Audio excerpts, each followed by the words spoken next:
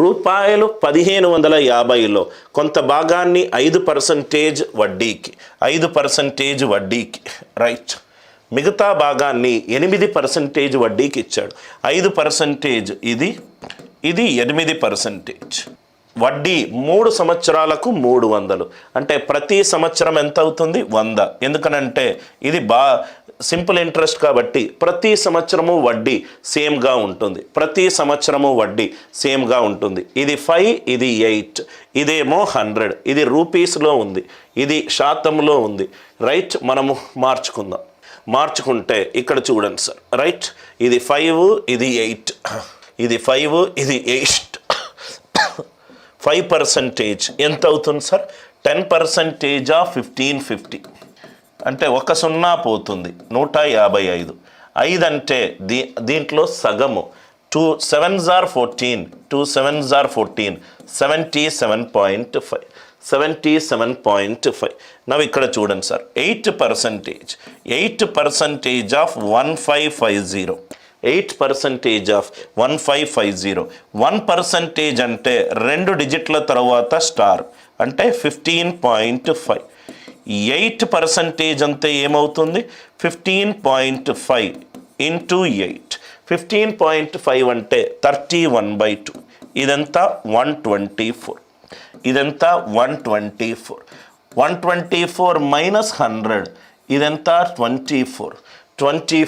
ఇదంతా ఇది 22.5.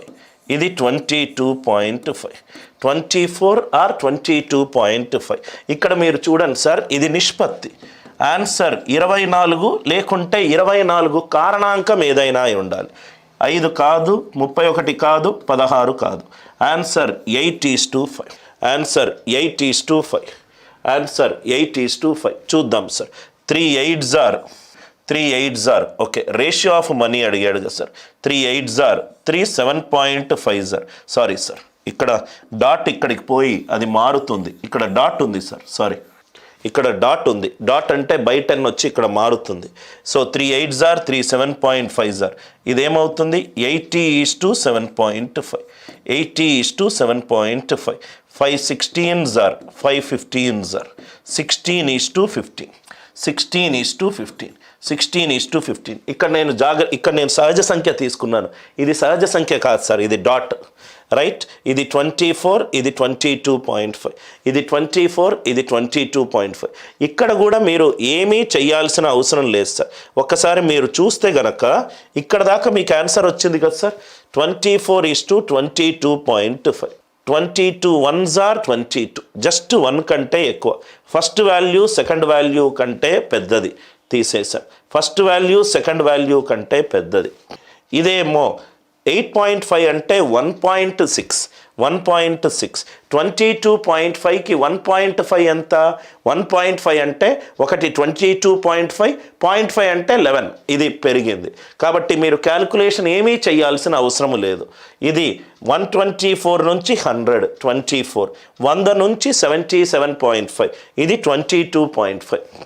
First value second value కంటే ఎక్కువ ఉంది, ఫస్ట్ వాల్యూ సెకండ్ వాల్యూ కంటే తక్కువ ఉంది. First value right, first value ఇది పోయింది. ఇదేమో 22.5, 1s are 22, జస్ట్ పెరిగింది సార్. సో 1కి జస్ట్ పెరిగింది. ఇదేమో 5 times కాదు, ఇదేమో 1.6 times, అదైతే కాదు. ఎందుకనంటే 1.6 ఆఫ్ 222.5 అంటే 1 + 0.6, 22.5. 0.5 అంటేనే హాఫ్, అంటే ఆన్సర్ 33 కంటే ఎక్కువ అవుతుంది. ఈ లాజిక్ అందరికీ అర్థమైందా? ఈ లాజిక్ అందరికీ అర్థమైందా? అర్థమవుతే ఎస్ అని చెప్పి రిప్లై చేయండి.